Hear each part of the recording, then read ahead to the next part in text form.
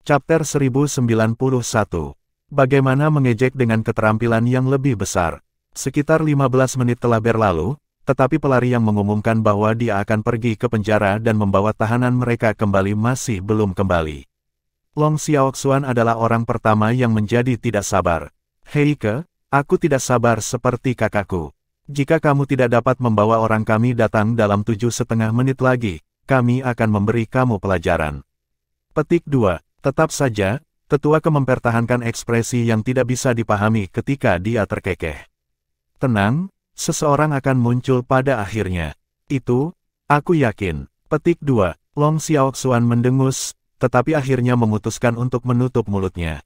Namun, ekspresinya berbicara banyak, dia berharap pria itu tidak akan muncul sehingga perkelahian bisa terjadi. 15 menit kemudian, pria yang pergi menjemput tahanan akhirnya kembali. Mereka menggumamkan beberapa kata kode di samping telinga tetua ke. Jiang Chen mendengar mereka dengan jelas, tetapi tidak bisa mengerti artinya sama sekali. Di mana orang kita? Jiang Chen bertanya dengan nada rendah.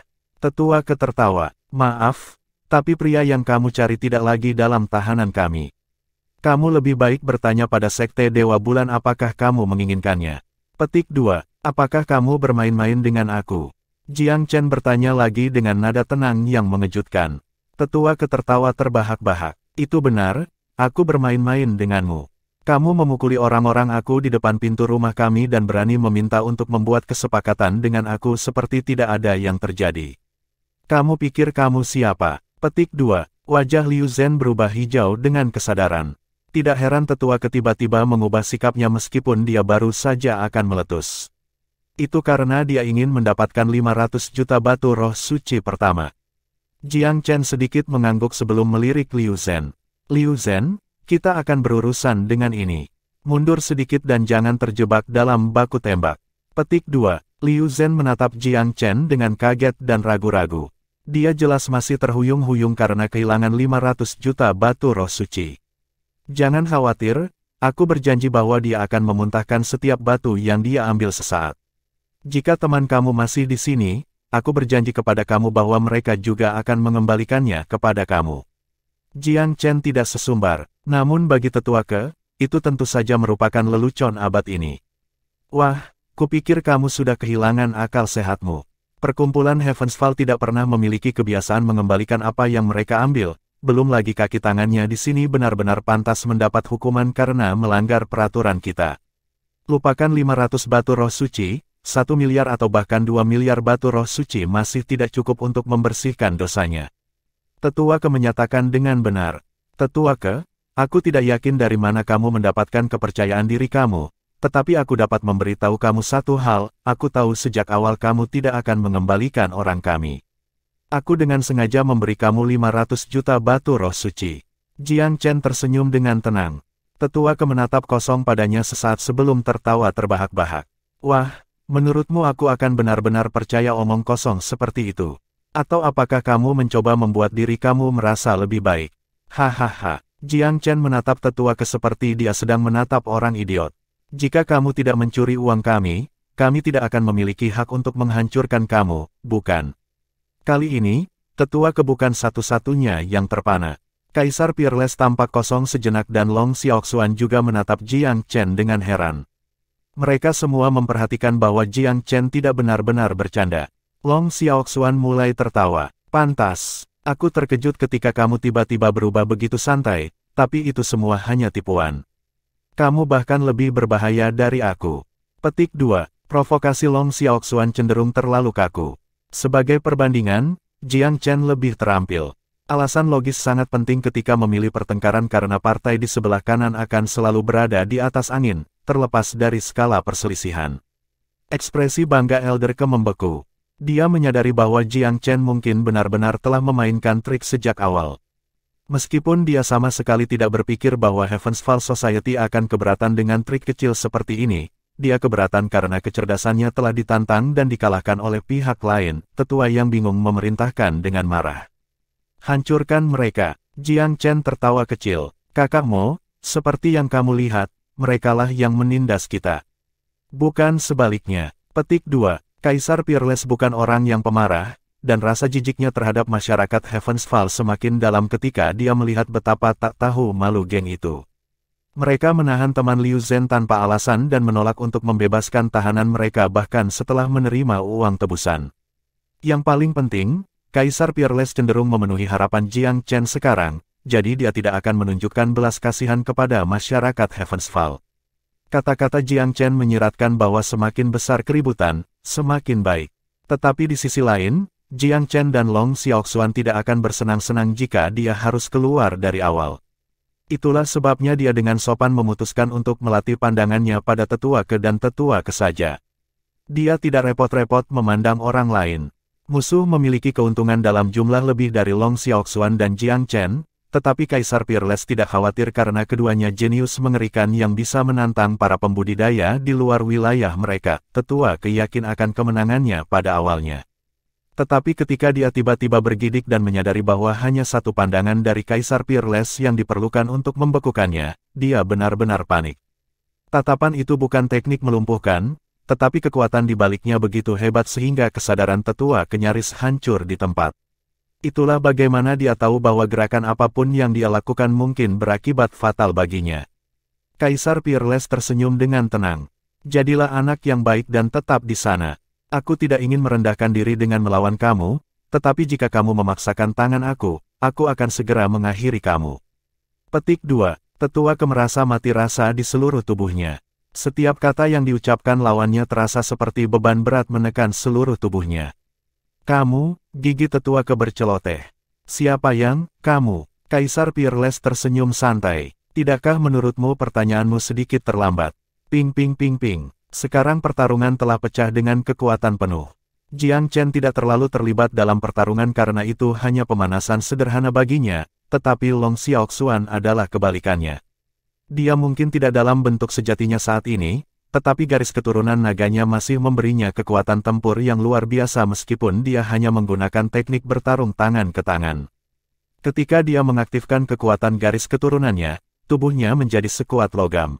Itu memungkinkannya untuk menghancurkan ahli kaisar tingkat awal manapun, baik dalam kekuatan ofensif maupun kekuatan defensif. Dia juga bisa melawan kaisar tingkat menengah manapun dengan pijakan yang sama. Dia bahkan bisa menang jika dia tampil baik. Singkatnya, hampir tidak ada seorang pun di bawah kaisar tingkat menengah yang bisa mengalahkannya. Dia saat ini sedang menghancurkan eksekutif senior dari Heavensfall Society dengan sepenuh hati. Para eksekutif senior sebenarnya cukup kuat, belum lagi ada banyak pembudidaya tingkat menengah di daerah itu juga. Namun, para kultivator yang lebih rendah itu bahkan tidak bisa mendekati medan perang. Setiap kali mereka mencoba, aura pertempuran naga Long Xiaoxuan yang sangat kuat memaksa mereka pergi. Beberapa di sisi yang lebih lemah meludahkan darah begitu aura naga menyapu mereka. Jadi, Jiang Chen benar-benar tampak seperti roda ketiga dalam pertempuran ini. Dia tidak memiliki kesempatan untuk memamerkan keahliannya sama sekali. Namun, dia tidak keberatan dengan ruang bernafas. Sepertinya dia tidak lemah, dia hanya berpikir bahwa dia tidak perlu mengekspos keterampilannya kecuali jika diperlukan. Long Xiaoxuan dapat memamerkan semua yang dia inginkan karena dia lebih dari mampu menangani situasi, belum lagi bahwa naga telah menahan dahaga untuk pertempuran untuk waktu yang lama. Keringat dingin mengalir keluar dari setiap inci tubuh Elder ketika dia mendengar darah mengental. Dia memiliki pendengaran yang sangat baik, sehingga dia bisa tahu siapa yang berteriak. Teriakan tidak diragukan lagi datang dari anak buahnya, dan tidak sulit untuk membayangkan dua anak muda itu membantai mereka seperti serigala di antara domba. Pembalikan itu membuatnya takut. Dia tidak pernah membayangkan bahwa mangsa pasti di telapak tangannya akan sangat merepotkan, dan bahwa mereka berencana untuk mengacaukan serikat sejak awal. Tetua diliputi dengan penyesalan dan teror. Dia berdoa agar para penguasa serikat akan muncul sesegera mungkin.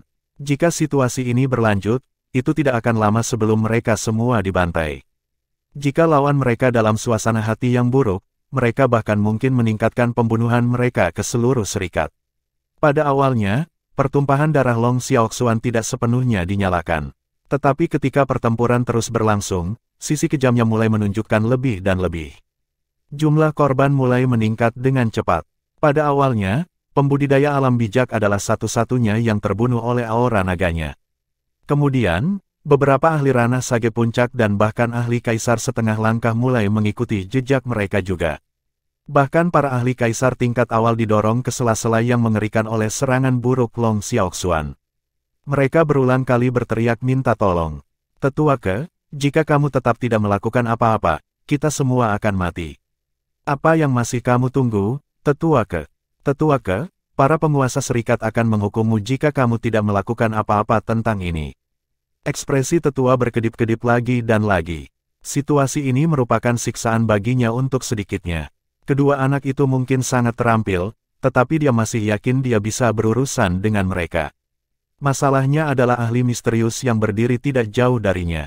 Jika ahli misterius itu hampir dapat menghancurkan kesadarannya dengan satu tatapan dan beberapa kata, maka dia adalah seseorang yang sepenuhnya melampaui tingkat tetua. Seorang kultivator seperti ini harus berada di puncak kaisar tingkat ke-9 atau bahkan seorang kaisar besar setengah langkah setidaknya. Itulah batas imajinasi Tetua Ke. Dia tidak berani membayangkan Kaisar Peerless sebagai seorang kaisar agung. Namun, itu bukan kesalahannya untuk berpikir jalan. Seorang kaisar besar tidak akan menunjukkan diri mereka di dunia, dan sangat sedikit kaisar besar akan menyebabkan kekacauan di kota yang ramai seperti ini. Seorang kultivator pada level ini harus mempertimbangkan banyak hal sebelum mereka dapat bertindak. Akibatnya, mereka sebenarnya tidak bertarung sesering pembudidaya yang lebih lemah. Bagaimanapun, kekuatan destruktif seorang kaisar besar terlalu besar, dan konsekuensi dari penampilan mereka terlalu parah untuk sedikitnya. Setiap kaisar besar harus berunding dengan hati-hati sebelum mereka melibatkan lawan dalam pertempuran. Itulah sebabnya tetua menganggap Kaisar Peerless sebagai kultivator kerajaan puncak. Chapter 1092. Tidak menyerah. Kalahkan mereka lagi. Tetua terjebak di antara batu dan tempat yang sulit karena jumlah korban terus meningkat karena Long Xiaoxuan dan Jiang Chen mengamuk melalui orang-orangnya. Para ahli kaisar tingkat awal merasa bahwa kematian adalah detak jantung karena tekanan Long Xiaoxuan. Jiang Chen jauh lebih kuat dari alam kaisar tingkat awal konvensional, meskipun ia belum mengerahkan kekuatan penuhnya. Musuh-musuhnya tidak mampu menjadi ceroboh bahkan untuk sesaat, karena ia memiliki keunggulan absolut dalam kecepatan berkat Kunpeng Meteoric Escape. Taktiknya sangat sederhana, kerjasama dengan naga itu dalam rangka karena ini bukan jenis pusat perhatian yang dia inginkan. Seorang kultivator kerajaan, yang senjata pilihannya adalah tombak panjang, tiba-tiba meraung dan menusukkan senjatanya ke arah Jiang Chen. Mati. Orang itu sangat marah karena dia telah dilecehkan oleh Jiang Chen sejak awal pertempuran. Mereka harus mengalihkan perhatian mereka ke pengaduk sampah ini karena dia terus menyergap mereka secara acak. Jika mereka melenyapkannya lebih dulu, mereka bisa memusatkan seluruh perhatian mereka pada anak muda yang kejam itu. Bahkan jika mereka masih tidak bisa mengalahkan anak muda itu, mereka setidaknya bisa menyelamatkan nyawa mereka. Namun sekarang, situasinya di luar kendali mereka dan nyawa mereka dipertaruhkan. Hal yang paling menjengkelkan tentang pertarungan ini adalah Jiang Chen dan Long Xiaoxuan sangat cepat. Keduanya begitu cepat sehingga anggota masyarakat merasa seperti mental mogok setiap saat. Dari mana datangnya para pembudidaya abnormal ini? Bagaimana mereka begitu kuat di usia yang begitu muda? Dalam hal kecepatan, kedua anak itu lebih cepat dari mereka semua. Meskipun tusukan tombak panjang yang tiba-tiba itu sedikit mendadak, Jiang Chen memiliki pengetahuan dan pengalaman bela diri Dao yang tak tertandingi. Secara alami, dia mengidentifikasi inti dari serangan ini dengan sekali lirikan. Dia mempercepat dan bergerak maju bukannya mundur. Pergeseran ke samping sudah cukup untuk menghindari serangan sengit lawannya. Dia menjepit ke poros tombak dengan semua kekuatannya. Musuhnya mencibir pada gerakan itu dan berusaha menarik kembali tombaknya. Namun, dia dengan cepat menemukan bahwa dia tidak dapat menggerakkan senjatanya sama sekali. Syok mewarnai ekspresinya. Dia tidak pernah membayangkan bahwa anak muda yang mengandalkan kecepatan akan memiliki kedalaman untuk kultivasinya. Jiang Chen hanya menggunakan taktik kecepatan dan gerilya untuk melecehkan mereka sepanjang pertempuran, jadi anggota masyarakat secara tidak sadar berpikir bahwa kultivasinya lebih lemah daripada anak muda yang sombong. Hanya ketika pengguna tombak melakukan upaya sia-sia lebih lanjut, dia menyadari betapa salahnya dia. Jiang Chen sama sekali tidak lemah. Dia tidak hanya memiliki kecepatan yang baik, itu semua merupakan kepura-puraan dari awal. Pada saat ia akhirnya menyadari bahwa Jiang Chen sedang menyembunyikan kekuatannya, sudah terlambat. Telapak tangan Long Xiaoxuan menembus dadanya di detik berikutnya. Kamu palsu. Long Xiaoxuan menjulurkan lidah sebelum melemparkan kata-kata sarkastik ini. Jiang Chen terkekeh dan pura-pura tidak tahu. Dia kemudian pindah untuk menyergap orang berikutnya. Sekarang, para pejuang kerajaan yang tersisa menyadari bahwa Jiang Chen telah menyembunyikan kekuatannya selama ini. Mereka merasakan tekanan yang bahkan lebih besar. Long Xiaoxuan sudah menjadi sumber tekanan tanpa batas, tetapi mereka benar-benar bertarung melawan lawan yang lebih cerdik, berbahaya dan berbahaya. Ini mulai terlihat seperti penghancuran satu sisi. Setiap pejuang merasa seperti membenturkan kepala ke dinding. Mereka dengan marah mengutuk Tetua Ke dan 18 generasi leluhurnya. Jika Tetua Ke tidak menimbulkan masalah, maka pertempuran aneh ini tidak akan terjadi di tempat pertama. Mereka tidak akan kehilangan begitu banyak pria mereka. Yang paling penting, mereka tidak akan bertahan lebih lama kecuali pertempuran segera mengambil keuntungan. Setelah kematian seorang pejuang lain, celah besar terbuka di pertahanan mereka. Kalau terus begini, semua orang akan mati dalam waktu kurang dari 15 menit. Tidak ada gunanya menyerah karena anak muda yang sombong dan haus darah itu tidak tampak seperti dia akan berhenti sampai dia membunuh masing-masing dari mereka. Es beku telah mencengkeram hati para pejuang yang tersisa. Mengapa Tetua Ke masih menahan bahkan sekarang? Apa yang mereka tidak tahu bahwa kesadaran Tetua Ke hampir runtuh? Meskipun dia tidak bergerak sedikit pun, Kaisar Peerless tidak menyerangnya, tetapi tekanan yang ditimbulkan oleh Kaisar Agung benar-benar luar biasa. Teman, kata Tetua Ke dengan nada sedih. Masyarakat Heavensfall mengakui kekalahan kali ini. Semuanya bisa dinegosiasikan selama kamu tidak berlebihan. Maukah kamu memaafkan kami jika aku kembali kepada kamu semua batu roh? Petik 2. Tetua tidak ingin mengirim, tetapi dia tidak punya pilihan. Jawaban Kaisar Peerless keren dan ceroboh. Aku bukan orang yang seharusnya kamu tanyakan. Jika kamu ingin menyalahkan seseorang, salahkan ketidakmampuan kamu sendiri dan gagal mengenali siapa mangsa dan siapa pemangsa. Aku mengerti, kamu sudah terbiasa dengan cara kamu, sehingga sulit untuk mengenali kebiasaan buruk dan memperbaikinya. Petik 2. Dia tidak menyukai atau tidak menyukai orang seperti Tetua Ke. Ada banyak orang seperti dia di seluruh wilayah manusia. Tidak masalah jika dia membiarkan Tetua pergi, sama seperti tidak masalah jika dia membunuh Tetua. Tetua Ke merasakan keringat dingin membasahi dahinya ketika rasa dingin menjalari dirinya. Pakar kuat ini telah berbicara seolah-olah dia adalah bawahan dari dua anak muda itu. Jika ini benar, lalu seberapa pentingkah kedua anak muda ini? Meskipun Tetua itu terkejut dan takut, dia masih mengumpulkan keberanian untuk memohon, kalian berdua, tolong. Aku mengakui kekalahan, aku mengakui kekalahan. Jika kamu bersedia untuk tetap memegang tangan kamu, aku bersedia membayar kamu 2 kali lipat dari jumlah kerugian kamu. Petik 2. Jiang Chen terkekeh dan melirik Long Xiaoxuan. Naga itu menanggapi dengan ekspresi tidak puas. Kamu tidak terlihat seperti seseorang yang dapat dibeli hanya dengan kompensasi ganda. Jiang Chen sendiri tidak berencana untuk mengakhiri semuanya dengan mudah. Dia tidak akan mundur hari ini sampai mereka mendapatkan orang yang mereka datangi di sini. Apakah kamu bermain bodoh atau kamu benar-benar bodoh? Nada bicara Jiang Chen dingin. Apakah kamu lupa bahwa kita di sini untuk seseorang? Kamu pikir kamu kaya karena kamu bisa membayar 2 kali lipat, bukan? Petik 2. Mereka menginginkan tahanan. Tetua Ke tertawa sedih. Baru saja, dia hanya berpura-pura meminta anak buahnya menangkap tahanan mereka. Pada kenyataannya, mereka telah mengubah pria itu ke sekte Dewa Bulan sejak lama. Pria itu datang bertanya tentang sesuatu yang Moon God Sect berulang kali memerintahkan untuk tidak pernah membahas. Itulah mengapa Society segera menangkap pembajak berkeliaran ranah asal. Adapun 500 juta batu roh suci yang mereka minta dari Liu Zhen, itu hanya operasi biasa. Tidak ada alasan untuk membiarkan kesempatan untuk menipu orang lain lewat, setelah semua. Tetapi Tetua Ke tidak pernah membayangkan dalam mimpinya yang paling liar bahwa seorang kultivator pengembara alam asal akan menyebabkan begitu banyak masalah. Sejak kapan petani asal berkeliaran memiliki dukungan yang begitu kuat? Pada awalnya, mereka tidak memiliki banyak harapan bahwa Liu Zhen dapat mengumpulkan batu roh yang mereka minta. Tetapi tidak hanya dia benar-benar berhasil menghasilkan 500 juta batu roh, dia bahkan membawa beberapa pelayan yang menakutkan bersamanya. Jika mereka tahu ini akan terjadi, mereka juga akan menahan Liu Zhen. Namun, Tetua ketidak berani mengatakan bahwa pria mereka tidak lagi bersama masyarakat Heavensfall. Dia memohon berulang kali, tolong dengarkan aku, teman. Jika kamu ingin mendapatkan pria kamu, maka kamu tidak boleh membantai kami hingga saat terakhir. Bahkan jika kamu menghilangkan seluruh masyarakat, kamu masih tidak akan tahu di mana laki-laki kamu, kan? Petik 2. Itu adalah kebenaran, jadi Jiang Chen melambaikan Long Xiaoxuan untuk berhenti.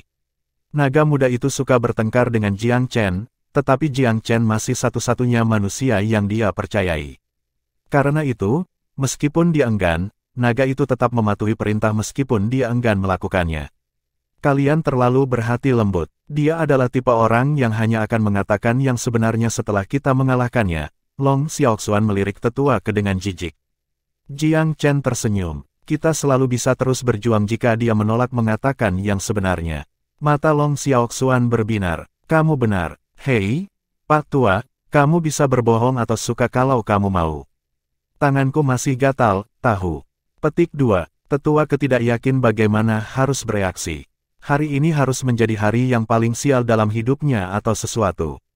Kenapa dia harus bertemu sekelompok penjelmaan iblis? Kapan masyarakat Heavensfall pernah menderita kerugian yang begitu mengerikan? Namun, saat ini, ia hanya bisa menelan kengganannya dan patuh. Kaisar Peerless hanya menatap tetua dengan wajah supercilious. Para eksekutif senior yang tersisa dari lembaga memelototi tetua setelah nyaris tidak selamat dengan kehidupan mereka. Jelas bahwa mereka sangat marah dengan kelambanannya. Hal yang paling menyedihkan adalah bahwa si tetua bahkan tidak bisa membela diri. Apa yang bisa dia katakan? Bahwa dia takut tidak bertindak karena pandangan sekilas. Atau haruskah dia memberitahu mereka bahwa dia tidak bisa memanggil kekuatan untuk bertindak? Dia hanya akan lebih mempermalukan dirinya sendiri. Dengan keras meredam kepahitan di dalam hatinya, tetua menanggapi dengan hati-hati. Tolong maafkan aku karena tidak mengenali atasan aku, teman.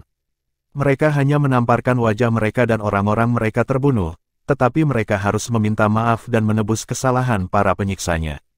Ini tidak diragukan lagi noda besar pada sejarah masyarakat. Potong omong kosong dan lompat ke titik utama. Jiang Chen melambaikan tangannya. Ai, tetua mendesah panjang untuk menyembunyikan kemarahan yang membara di dalam hatinya. Aku tidak mengerti bagaimana seorang peladang pengembara yang tidak signifikan seperti Liu Zhen dapat mempekerjakan orang-orang seperti kamu. Jika dia membayar kamu dengan mahal untuk menyelesaikan masalah ini, aku dapat menjamin bahwa kami dapat melakukan yang lebih baik untuk memenangkan bantuan kamu. Petik 2. Jiang Chen berkata dengan acuh tak acuh. Itu masih omong kosong. Tetua kehilangan kendali atas ketenangannya pada saat ini, tetapi masih dia menahan amarahnya dan mengangguk. Kami menahan kaki tangan Liu Zhen karena dia melanggar tabu daerah Tilted Moon. Hukuman untuk pelanggaran adalah kematian, jadi dia dibawa pergi oleh Sekte Dewa Bulan beberapa waktu yang lalu. Kami tidak dapat menghasilkan pria yang kamu cari walaupun kami menginginkannya. Petik 2. Tabu. Tabu apa? Apakah kamu serius mengatakan kepada aku bahwa pembudidaya berkeliaran ranah asal layak perhatian sekte peringkat pertama seperti Moon God Sect? Apakah kamu yakin kamu tidak membohongi aku? Ekspresi Jiang Chen menjadi gelap saat dia menanggapi dengan nada yang tidak ramah. Tidak, tabu ini pengecualian. Tidak masalah jika kamu berasal, bijak, atau bahkan kaisar. Semua orang yang melanggar tabu akan dihukum, tetua keburu-buru menjelaskan. Aku ingin tahu, apa tabu ini, tepatnya. Nada bicara Jiang Chen dingin. Teman, itu tabu, kamu tahu. Itu bukan tempat aku untuk membicarakannya, tetua berusaha menghindari tanggung jawab. Jiang Chen mengangguk dan menatap Long Xiaoxuan. Aku pikir mereka ingin pemukulan lagi. Tetua memucat secara drastis. Tunggu, tolong dengarkan. Chapter 1093. Berita orang tuanya. Jiang Chen menatap Elder dengan dingin. Kamu punya satu kesempatan terakhir. Selama beberapa milenium, tetua telah melihat dan mengalami banyak hal. Dia tahu lebih baik daripada menantang ancaman Jiang Chen. Dia dalam kesulitan dan harus taat atau mati. Teman, tabu itu ada hubungannya dengan salah satu rahasia Sekte Dewa Bulan. Bertahun-tahun yang lalu, gadis suci mereka ditinggalkan di dunia sekuler sebagai seorang anak setelah pertikaian di dalam sekte tersebut. Masalah ini sangat memalukan bagi sekte, itulah sebabnya mereka melarang semua diskusi tentang sekte itu. Ada sangat sedikit yang tahu tentang itu. Setelah bertahun-tahun berlalu, seorang kultivator kerajaan asal tiba-tiba muncul entah dari mana dan mengemukakan masalah ini. Karena itu, tetua mulai tergagap ketika dia mengamati ekspresi wajah Jiang Chen. Jantung Jiang Chen berdebar kencang. Aib besar untuk Sekte Dewa Bulan. Seorang gadis suci yang tertinggal di dunia sekuler. Mengapa ini terdengar sangat akrab?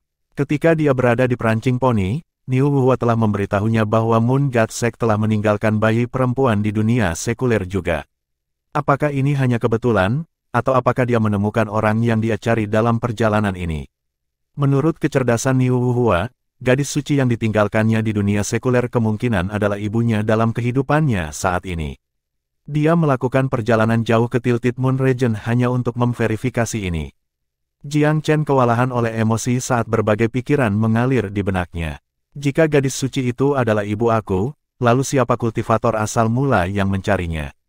Dia hampir takut untuk menempuh jalan pemikiran itu. Jawabannya jelas sekali, tetapi dia tidak bisa menahan diri untuk tidak khawatir. Penggarap ranah asal, teman baik Liu Zhen, sangat mungkin adalah ayahnya. Itu dugaan yang masuk akal. Namun, dia tidak ingin itu menjadi kebenaran. Menurut tetua Ke, ayahnya datang untuk menanyakan tentang gadis suci beberapa bulan yang lalu. Banyak waktu telah berlalu sejak dia diserahkan ke Sekte Dewa Bulan. Topiknya sangat tabu sehingga tidak ada yang diizinkan untuk mendiskusikan atau bertanya tentang hal itu. Siapapun yang melanggar aturan ini kemungkinan harus membayar mahal. Jika pria itu benar-benar ayahnya, Sekte Dewa Bulan mungkin sudah membunuhnya. Jiang Chen tidak bisa lagi mempertahankan ketenangannya. Dia memelototi tatapan dingin pada tetua Ke. Pak Tua Ke, mengapa kamu menyerahkannya ke Sekte Dewa Bulan karena hanya mengajukan pertanyaan? Apakah ini yang memperlakukan masyarakat Heavensfall? Pelanggannya, apakah kamu mengkhianati mereka semua demi kenyamanan kamu sendiri? Petik 2. Jiang Chen tiba-tiba kehilangan kendali amarahnya saat dia meledak dengan amarah. Tetua Ke tercengang. Dia tidak bisa memahami perubahan sikap tiba-tiba dan lengkap Jiang Chen.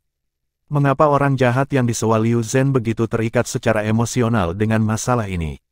Itu hampir terdengar seperti sesepuh telah membunuh ayahnya atau sesuatu. Apakah ada kebutuhan untuk pergi ke ekstrim seperti itu? Penggarap ranah asal hanyalah semut di 8 daerah atas. Teman, terlepas dari kekuatan kita, kita masih salah satu dari banyak faksi di Tilted Moon Region.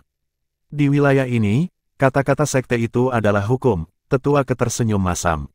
Berkali-kali, mereka telah memerintahkan kita untuk menangkap siapa saja yang melanggar tabu dan untuk menyerahkan pelanggar ke Moon God Sect. Lalu, suara Jiang Chen lebih dingin dari es. Dia menjulang dengan tekanan gunung es yang besar. Dan, maka, auranya telah membuat tetua Ke terdiam. Tetua itu gagap tanpa henti dan sepertinya tidak bisa membentuk kata-kata yang bisa dipahami. Saudara Long dan kakak Mo, silakan. Jiang Chen tidak bisa lagi mengendalikan emosinya dan segera memberi perintah kepada Kaisar Peerless dan Long Xiaoxuan. Long Xiaoxuan sangat gembira ketika Jiang Chen memberi perintah dan segera meluncurkan dirinya di kultivator kekaisaran. Kaisar Peerless menyadari bahwa ada lebih banyak dalam situasi ini ketika dia melihat ledakan tiba-tiba Jiang Chen. Dia terkekeh dan mendarat di depan tetua Ke dengan kilasan sosoknya. Warna segera mengering dari wajah sesepuh. Yang terakhir ingin melakukan perlawanan yang tepat, tetapi Kaisar sudah meletakkan tangan di bahunya. Rasanya seolah-olah ada gunung di bahunya. Dia tidak bisa bergerak tidak peduli berapa banyak dia berjuang. Senior, kasihan keputusasaan melintas di wajahnya. Jika kamu membunuhku, para bangsawan dari serikat kita tidak akan pernah membiarkan masalah ini beristirahat. Kaisar Peerless tertawa terbahak-bahak. Aku hanya ingin menundukkanmu sementara mereka menjatuhkan hukuman. Tetapi karena kamu telah mengancam Kaisar ini, aku berharap dapat melihat bagaimana para pemimpin kamu akan menghukum aku. Hehehehe. Petik 2. Tetua Ke hampir membasahi celananya. Kaisar ini, dia kaisar yang hebat.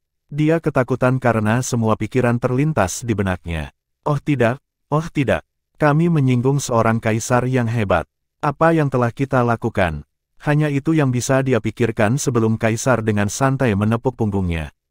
Pemogokan telapak tangan tak berbentuk terhubung dengan kekuatan palu berat. Waktu terhenti, tetua Ke langsung lemas dan jatuh ke lantai, mati. Serangan telapak tangan telah menghancurkan tubuh dan jiwanya. Matanya terbuka lebar. Bahkan setelah mati, dia tidak menyadari betapa menakutkannya orang yang baru saja dia sakiti. Tetua berada di ranah kaisar tingkat atas, tetapi bagi Kaisar Peerless, dia adalah seorang anak yang hampir tidak pernah belajar berjalan. Dia bahkan tidak memiliki kemampuan untuk melarikan diri, apalagi mengancam kaisar. Para eksekutif senior yang menyaksikan adegan itu terkejut dengan ngeri. Mereka langsung menyadari mengapa tetua tidak memberi mereka bantuan sekarang. Itu bukan karena dia tidak mau, tetapi karena dia tidak bisa. Bahkan jika dia memiliki 1000 gals, dia tidak akan berani bertindak sembarangan di depan seorang ahli sekuat pembunuhnya. Saudaraku, musuh kita kuat. Kita harus istirahat untuk itu. Lari ke Sekte Dewa Bulan dan mencari bantuan dari divisi pertama. Petik 2. Iya nih. Mari kita membuat istirahat untuk itu dan menemukan penguasa society. Para kultivator kaisar kehilangan keinginan mereka untuk bertarung setelah tetua terbunuh dengan satu serangan. Bagaimanapun, tetua itu beberapa orang banyak lebih kuat dari mereka. Mengapa mereka bahkan bisa melawan musuh yang bisa membunuh kaisar tingkat ke-7 dengan satu telapak tangan? Mereka bahkan tidak memiliki hak untuk mengadakan pertunjukan. Sayangnya, melarikan diri tidak semudah kedengarannya, terutama ketika musuh-musuh mereka adalah orang-orang aneh seperti Jiang Chen dan Long Xiaoxuan.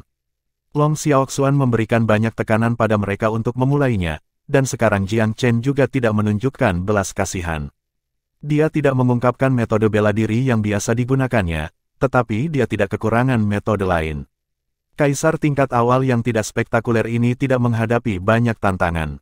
Setelah tetua meninggal, Kaisar Peerless segera membarikade daerah itu dengan wilayah Kaisar Agungnya. Hampir mustahil bagi lawan mereka untuk melarikan diri. Terlebih lagi, Nyonya Yun bahkan belum bergabung dengan pertarungan. Dia mungkin ditunggangi penyakit, tetapi dia masih menjadi kaisar tingkat ke-9 pada akhir hari. Bahkan unta paling kurus pun lebih besar dari seekor kuda. Dia tidak lagi berada di puncaknya, tetapi kaisar tingkat awal masih tidak bisa melarikan diri darinya. Satu demi satu, para eksekutif senior diburu oleh Long Xiaoxuan dan Jiang Chen. Mereka adalah orang-orang yang telah melakukan semua kejahatan. Karena sifat jahat dan kejam mereka tidak memohon belas kasihan bahkan dalam menghadapi kematian. Sebagai gantinya, mereka terus melawan balik dengan kencang. Sayangnya bagi mereka, ini bukan pertarungan yang adil. Tidak peduli berapa banyak mereka berjuang, jumlah mereka terus berkurang. Pertempuran hanya berakhir ketika Long Xiaoxuan berurusan dengan lawan terakhir. Pintu masuk ke Heaven's Fall Society sekarang dipenuhi dengan mayat dan diwarnai dengan darah. Long Xiaoxuan menatap Jiang Chen sambil tertawa. Bagaimana kalau kita meretas jalan kita selanjutnya? Ayo, jawab Jiang Chen tanpa ragu-ragu. Kaisar Peerless membuat gerakan menyapu untuk meminta Nyonya Yun bergabung dengannya. The Heaven's Fall Society tidak ada artinya di hadapan orang-orang seperti dia. Jika haus darahnya terusik, dia akan menyerbu bahkan ke tempat suci Moon God Sekte, apalagi faksi bawah tanah seperti Heaven's Fall Society. Ah Yun, kakakku sepertinya tidak stabil secara emosional saat ini. Aku khawatir aku tidak akan bisa menenangkannya. Mengapa kamu tidak mencobanya? Petik 2. Nyonya Yun juga sangat berterima kasih kepada Jiang Chen. Dia adalah dermawan mereka yang telah menyelamatkan hidup mereka. Dia segera mendekatinya setelah menyadari bahwa dia bukan dirinya sendiri. Saudara Zen, apakah perkumpulan Heaven's Fall menyinggung kamu? Tanyanya dengan lembut. Suara lembutnya menenangkannya seperti seember air dingin di atas kepalanya. Kakak ipar, ini cerita panjang. Tidak ada waktu untuk menjelaskan. Aku harus masuk ke dalam dan memeriksanya sekarang, jawabnya dengan sedih. Kaisar Peerless mengangguk ketika dia melihat bahwa Jiang Chen telah mendapatkan kembali ketenangannya. Pergi, bahkan jika kamu ingin melintasi gunung belati dan lautan api, kakak lelaki akan ikut bersamamu, apalagi masyarakat Heaven's Fall. Petik 2. Long Xiaoxuan tidak mengatakan apa-apa, tetapi ekspresinya yang tak tergoyahkan berbicara 1000 kata. Namun Liu Zhen sangat tidak percaya bahwa dia kesulitan memproses apa yang sedang terjadi. Dia adalah seseorang yang berpikir di atas kakinya, tetapi dia masih bingung oleh gunung mayat di pintu masuk lembaga. Tidak pernah dalam 1000 tahun dia berpikir bahwa segala sesuatunya akan berakhir dengan pembantaian. Selain itu, masyarakat Heaven's Fall yang dibantai, dan bukan mereka. Dia hanya mempekerjakan mereka untuk membantunya menyelamatkan temannya, tetapi sepertinya mereka lebih peduli tentang keselamatan temannya daripada dia. Dia sangat berterima kasih, tetapi tidak bisa membantu tetapi merasa sedikit terkejut. Chapter 1094. Marganya juga Jiang, Liu Zhen, datang ke sini. Jiang Chen memberi isyarat pada Liu Zhen dengan nada serius. Apa sebenarnya hubunganmu dengan temanmu itu? Liu Zhen tergagap. Dia teman bela diri Dao yang kebetulan aku temui. Kami rukun, jadi kami akhirnya menjadi saudara sumpah setelah menjalani hidup dan mati bersama. Petik 2. Apakah seseorang yang kamu temui secara kebetulan menuntut kesetiaan seperti itu dari kamu? Jiang Chen sedikit skeptis. Liu Zhen tampak gelisah. Tuan Shao, aku bukan orang yang cakap, aku juga tidak berbicara kode persaudaraan dan kesetiaan. Tapi teman aku dan aku, sementara kami mungkin bukan saudara laki-laki dari darah yang sama, kami sudah melalui tebal dan kurus bersama. Aku punya sangat sedikit teman, yang hanya beberapa yang aku sebut saudara. Ini adalah yang paling tidak bisa aku lakukan untuk seseorang yang telah aku temui yang sangat akrab dengan aku. Petik 2. Bahkan yang lemah memiliki keyakinan dan sentimen mulia mereka. Tentang ini, Jiang Chen tidak pernah ragu. Dia memutuskan bahwa Liu Zhen tidak berbohong setelah melihat hukuman di wajah pria itu. Yang kuat tidak selalu baik, dan yang lemah tidak selalu tercela. Liu Zhen tidak menonjol dalam hal apapun, juga bukan orang yang sangat berbudi luhur dan terhormat. Namun, bahkan orang normal pun akan memiliki hal-hal yang mereka pedulikan dan ingin lindungi, seperti saudara dan teman mereka. Jiang Chen menarik napas dalam-dalam. Temanmu itu, apa nama keluarganya? Liu Zhen memandang Jiang Chen dengan waspada sebelum dia menggelengkan kepalanya. Aku tahu itu, tapi aku tidak tahu. Kenapa tidak? Jiang Chen tidak bisa menahan diri untuk bertanya. Tak ada alasan, aku menolak untuk mengatakan apapun. Liu Zhen tidak henti-hentinya. Jiang Chen merenung dalam-dalam sejenak sebelum dia melirik Liu Zhen. Nama keluarganya adalah Jiang, bukan? Liu Zhen gemetar seperti daun sambil menatap Jiang Chen dengan curiga, seperti sedang menatap monster. Ekspresi dan bahasa tubuhnya mengkhianatinya. Jiang Chen tampak gelisah. Apakah nama keluarganya benar-benar Jiang? Kaisar Peerless tiba-tiba tenggelam dalam pikirannya. Dia sepertinya mendapatkan intisari dari hal-hal setelah mendengarkan percakapan mereka. Namun, itu hanyalah dugaan. Dia belum mendapat konfirmasi. Jiang Chen dengan panik mengambil Liu Zhen di kerahnya. Katakan padaku, apakah nama keluarganya benar-benar Jiang? Petik 2. Liu Zhen menutup matanya tanpa melakukan perlawanan apapun. Aku tidak tahu. Kaisar segera berusaha meredakan situasi. Saudaraku, kamu harus tenang. Jangan terburu-buru. Liu Zhen, kamu juga tidak harus keras kepala. Saudaraku tidak memiliki niat jahat. Petik 2. Jiang Chen segera melepaskan Liu Zhen dan menatapnya dengan nada minta maaf. Maaf, aku terlalu tergesa-gesa. Liu Zhen, aku mengagumi kesetiaan kamu. Aku benar-benar, namun, temanmu sangat penting bagiku. Aku benar-benar berharap kamu bisa menceritakan lebih banyak tentang dia. Aku menjamin kamu bahwa aku tidak memiliki niat jahat, atau semoga aku dihancurkan oleh langit dan bumi. Petik 2. Liu Zhen masih tampak agak ragu-ragu saat matanya melayang ke sana kemari dengan ketidakpastian.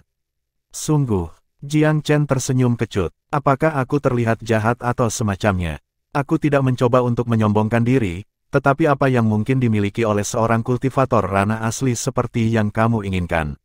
Rumput surgawi yang bercahaya. Mengapa aku perlu menipu kamu ketika aku bisa melepaskannya dari kamu?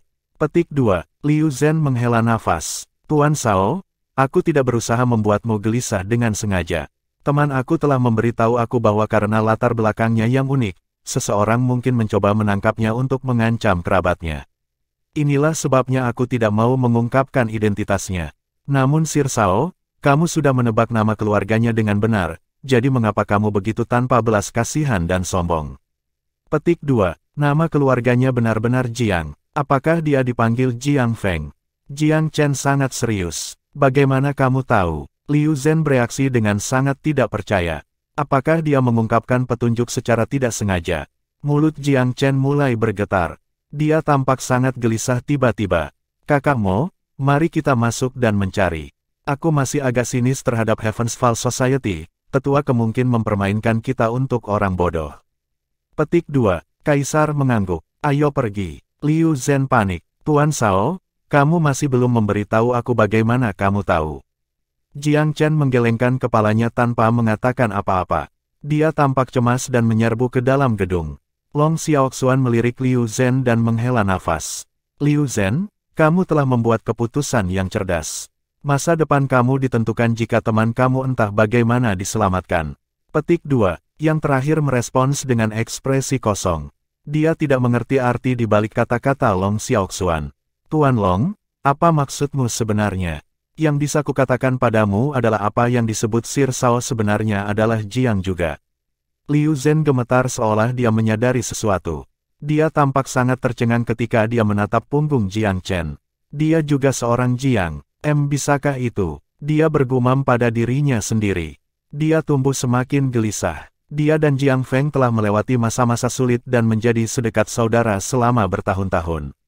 Mereka juga berbagi latar belakang satu sama lain. Orang tua Liu Zhen tidak lagi hidup. Dia pernah memiliki pasangan Dao, tetapi itu adalah kisah yang penuh dengan tragedi juga. Dia sangat bersimpati dengan Jiang Feng setelah mendengar kisahnya. Mereka semakin dekat setelah menyadari kesamaan mereka dan akhirnya menjadi saudara. Jiang Feng selalu menjadi pria yang mudah. Ketika pertemanan mereka semakin dalam, ia memutuskan untuk mengungkapkan latar belakangnya. Lagi pula, sudah lama sejak ia mulai mengembara Jiang Ho sendirian. Dia mungkin merasa perlu untuk melampiaskan sedikit kepada saudara yang bisa dia percayai dengan hidupnya. Inilah sebabnya mereka praktis tidak menyembunyikan satu sama lain. Ketika Jiang Feng meninggalkan kerajaan Sky Laurel, dia membawa Jiang Ying, pemimpin pengawal besi Jiang, bersamanya. Namun, mereka bertemu dengan kemalangan hanya 6 bulan setelah mereka meninggalkan kerajaan. Jiang Ying mengorbankan dirinya untuk menyelamatkan Jiang Feng, tetapi sejak saat itu, Jiang Feng sendirian. Jiang Feng hancur oleh kematian Jiang Ying, tetapi akhirnya bangkit kembali. Tujuan menemukan istrinya yang hilang adalah yang mendorongnya maju. Tujuan ini telah merangsang potensinya dan menyebabkannya mencapai banyak terobosan. Lagi pula, dia telah meminum pil Five Dragons Opening Heavens. Tubuh dan bakatnya semuanya telah ditingkatkan secara signifikan. Kemajuannya dalam bela diri meningkat. Beberapa bulan setelah kematian Jiang Ying, dia bertemu Liu Zhen dan mereka akhirnya bersumpah persaudaraan. Tingkat kultivasinya jauh lebih rendah daripada Liu Zhen ketika mereka pertama kali bertemu, tetapi dia telah melampaui Liu Zhen dalam 1 dekade. Liu Zhen terpesona oleh talenta bela diri Jiang Feng. Seiring berjalannya waktu, Jiang Feng akhirnya menjadi kakak laki-laki, sementara Liu Zhen menjadi pengikut. Namun, Liu Zhen tidak sedikit pun menyesali hal ini. Dia menerima instruksi dengan baik dan sesekali akan membagikan masukannya. Selama dasawarsa terakhir, mereka mengalami masa-masa sulit. Dengan gigih, mereka selamat dari dunia kultivasi yang kejam dan kejam. Selama pertemuan yang menentukan, mereka menemukan reruntuhan kuno dan menemukan Radiant Celestial Grass. Sayangnya, hanya itu yang ada di reruntuhan. Kasino asli yang miskin ini tiba-tiba begitu kaya sehingga kekayaan mereka dapat menyaingi kekayaan bangsa. Sangat disayangkan bahwa mereka tidak bisa menjual harta mereka di pasar. Setelah semua, mereka hanya pembudidaya ranah asal. Secara terbuka menjual Radiant Celestial Grass di pasar akan mencari kematian mereka sendiri. Liu Zhen sangat berhati-hati dan waspada karena alasan itu. Jiang Feng telah berkeliaran di 8 wilayah atas selama lebih dari 1 dekade. Tetapi dia tidak bisa menemukan berita tentang istrinya. Satu-satunya alasan dia mengunjungi Frostmoon City adalah karena kota itu terletak di bagian paling terpencil dari 8 daerah atas. Dia bahkan tidak tahu apakah dia menemukan jawabannya di kota ini. Dia hanya mengunjungi Heavensfall Society untuk mencoba peruntungannya dan bukan karena dia menerima semacam informasi dari luar. Setiap kali dia mengunjungi tempat baru, dia akan mengunjungi faksi-faksi bawah tanah lokal karena merekalah yang paling baik dalam memperoleh informasi. Dia mendengar bahwa Heavensfall Society adalah faksi bawah tanah terkuat di kota, itulah sebabnya dia mengunjungi mereka. Sayangnya, ini adalah tempat yang tidak bisa kembali. Dia berjalan menuju jebakan. Jiang Feng telah pergi ke banyak tempat di 8 daerah atas, tetapi ini adalah pertama kalinya dia pernah mengalami hal seperti itu. Uang selalu menjadi raja dalam hal mendapatkan informasi. Bahkan jika penyelidikan tidak berjalan lancar, selama dia membayar iurannya, tidak ada yang akan memberinya masalah. Tapi bukan itu yang terjadi di Frostmoon City. Ketika Liu Zhen mengetahui bahwa Jiang Feng telah ditangkap oleh masyarakat Heavensfall dan 500 juta batu roh suci diperlukan sebagai tebusan, ia segera menuju ke Pilvire City. Ini adalah bagaimana dia bertemu Jiang Chen dan Kaisar Peerless. Tampaknya nasib sendiri memiliki andil dalam pertemuan ini. Semua pintu di dalam Heavensfall Society semuanya tertutup rapat. Pertarungan di luar telah sangat menakuti penduduk. Bahkan tetua telah terbunuh hampir secara instan. Beberapa eksekutif senior di dalam cukup kuat, tetapi tidak satupun dari mereka yang sekuat Elder Ke. Tidak ada penguasa society di markas juga. Orang-orang di dalam markas sangat takut dengan para penyerbu pembunuh. Sayangnya, pintu yang tertutup rapat dan formasi yang mereka atur sedikit menghalangi Kaisar Peerless dan Jiang Chen. Pada akhirnya, mereka masih merupakan faksi bawah tanah. Dibandingkan dengan sekte besar, warisan mereka memucat dibandingkan. Sekte-sekte besar seringkali terletak di pegunungan terbatas yang dilindungi oleh formasi kuat. Formasi ini bukan sesuatu yang orang biasa dapat dengan mudah melewati. Bahkan seorang kultivator yang tak tertandingi akan merasa sulit. Heavensfall Society dilindungi oleh formasi juga, tetapi mereka sangat pucat dibandingkan. Semua hancur di bawah kekuatan Kaisar Peerless. Mereka yang menghalangi jalan mereka segera dihancurkan dan diratakan. Chapter 1095 The Heavens One 4, Jiang Chen telah berubah menjadi avatar kematian. Dia hanya punya satu pemikiran tertulis di wajahnya. Mati jika kamu menghalangi aku. Dengan demikian, ia menghadapi sedikit perlawanan dari anggota masyarakat Heavensfall. Reaksi default adalah meringkuk di sudut dan berharap tidak diperhatikan, lengan di atas kepala mereka. Satu langkah yang salah, dan kita akan mati. Namun, penguasa muda Velurium Capital tidak cukup membunuh atau sosiopat untuk membunuh orang yang tunduk. Dia menahan amarahnya dan membiarkannya. Jiang Chen mencari-cari markas besar lembaga dalam dan keluar, tetapi menemukan tidak ada yang berguna. Sangat marah, dia memanggil beberapa eksekutif tingkat tinggi.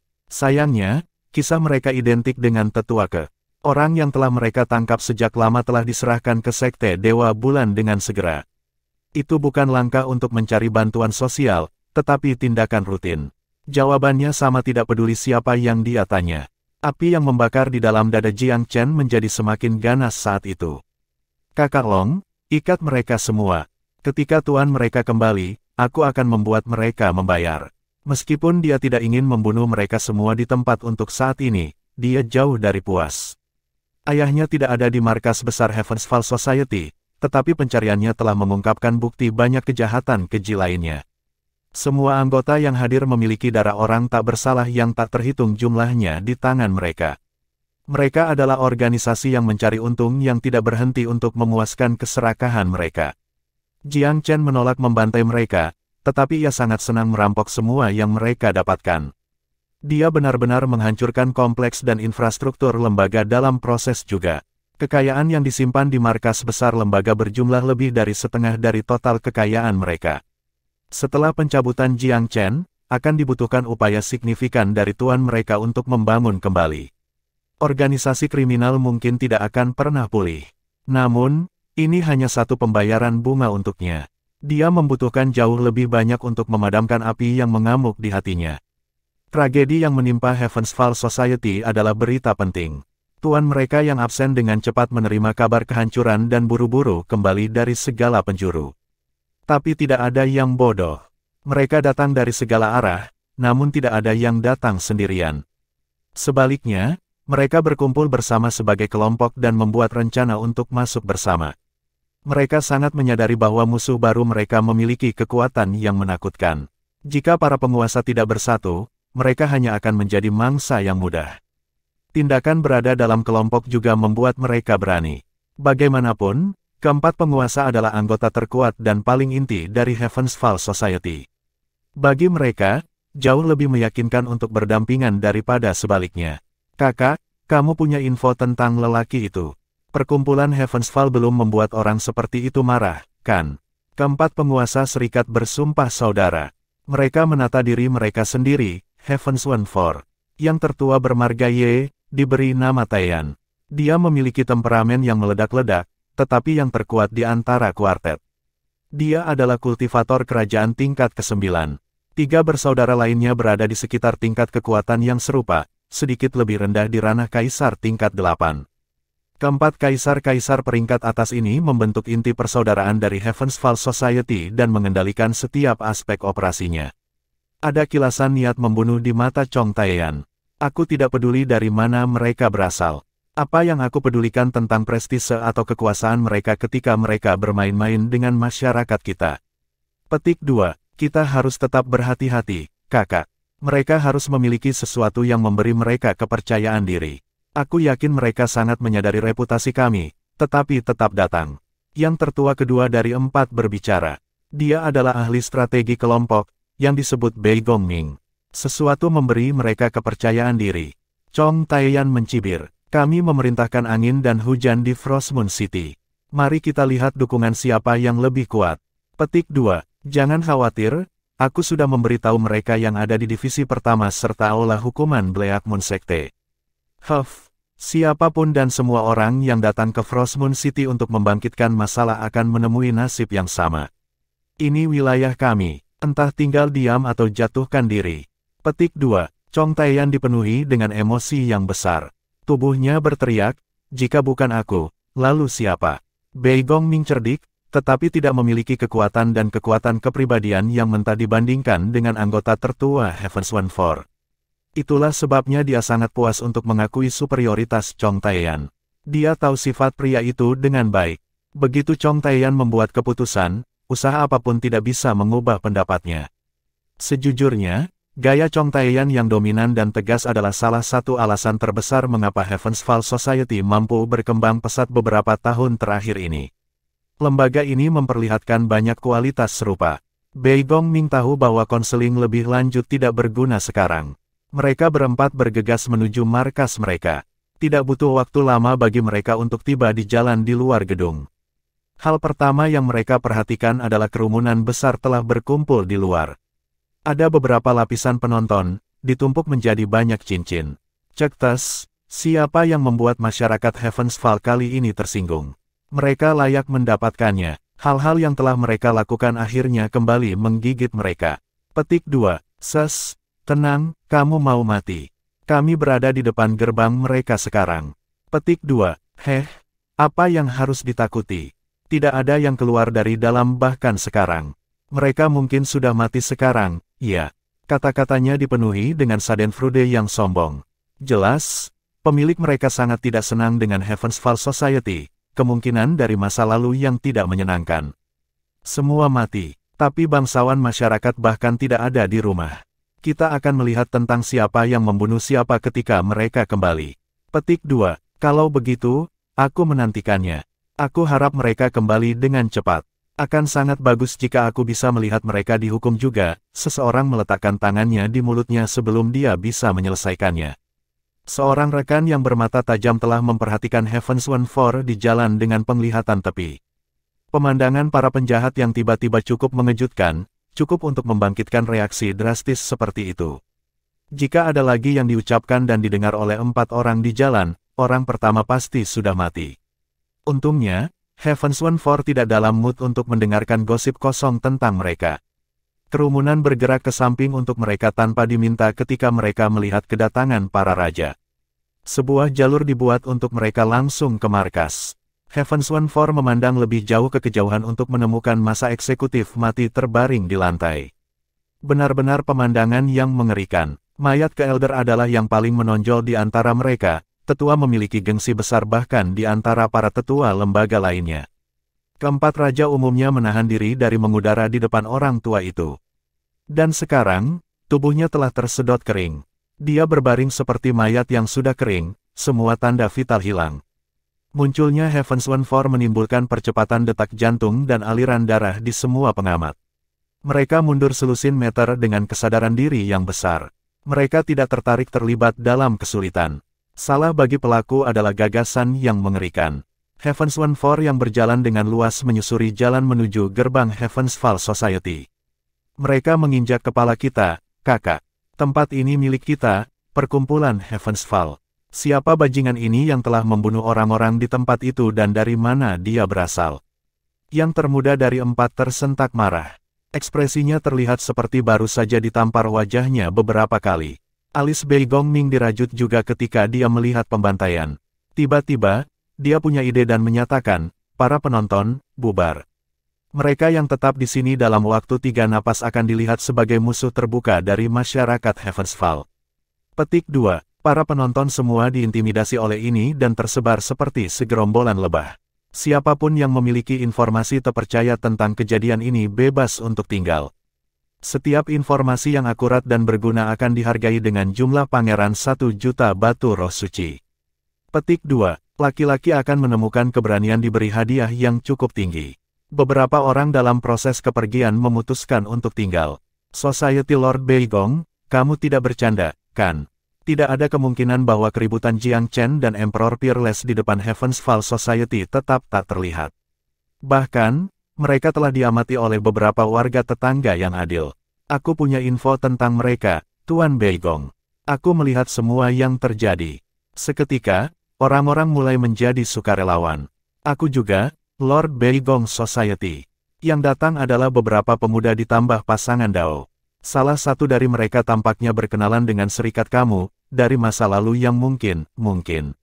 Ada sesuatu tentang menebus seseorang, tetapi pada akhirnya kesepakatan itu gagal, dan kemudian terjadi perkelahian.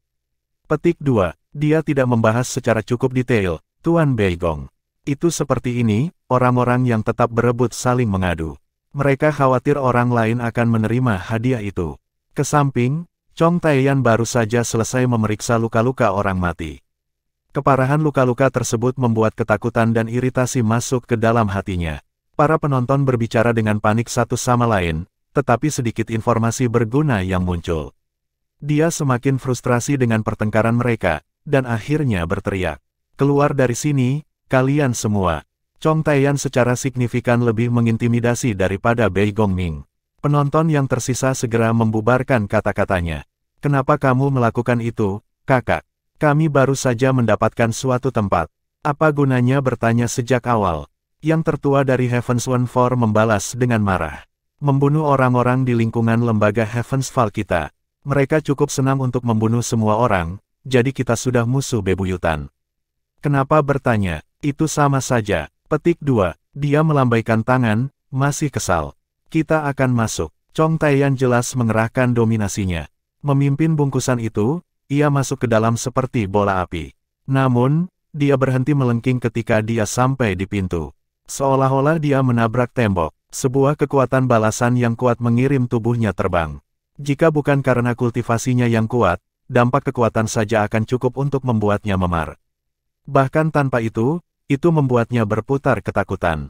Kakak laki-laki, 3 dari 4 lainnya juga sama khawatir dan bergegas ke arahnya. Kuartet itu sedikit peduli tentang kesetiaan persaudaraan mereka satu sama lain. Setelah memantapkan langkahnya dari serangan tak terduga, ekspresi Chong Taeyan berubah dari kemarahan menjadi ketakutan. Dia menjadi jauh lebih serius daripada sebelumnya.